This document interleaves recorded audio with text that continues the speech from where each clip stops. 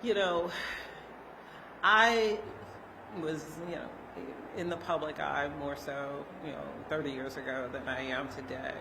But 30 years ago, I did take it on myself to listen, hear what was being said. It was very painful. Now, not everybody can withstand that.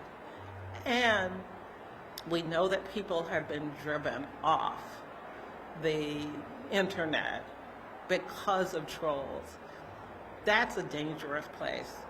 We have to somehow balance what is going on so that all voices can be heard.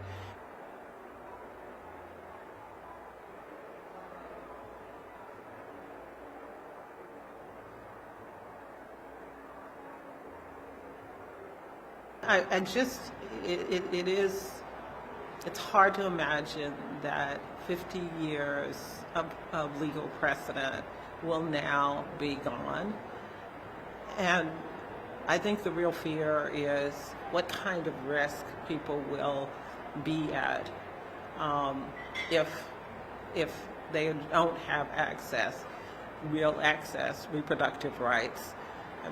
So yes, that's a fear, I think, for many of us, not necessarily because we are even of childbearing age, but because we know people who are, younger people, women of color, poor people who, will be faced with difficult choices in the future and not have a real way out. Well, I try not to quote Justice Thomas. I think, unfortunately, he speaks for too many people that don't really understand the issue from the point of view of women who've had to make the difficult choices and those who may have to make them in the future. Right. And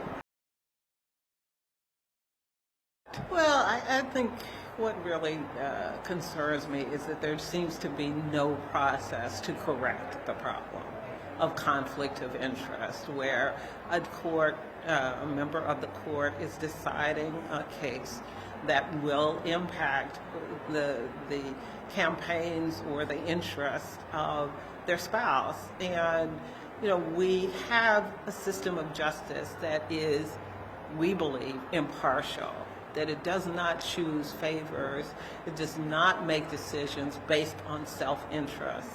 The courts, for me as a lawyer, the courts are our last line of protection against government self-dealing. And we need processes that make sure that that continues to be the case. The Supreme Court now is at its lowest approval ratings in the history of the court. I don't want to live in a society where we don't have faith in our court system. Well, we have rules about conflicts of interest at every level in our federal court system, except for the Supreme Court. And those same rules should, I believe, apply to the Supreme Court.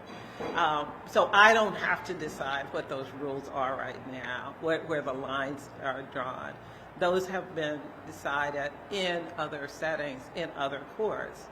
And right now, what's happening is begging for them to be applied at the Supreme Court level.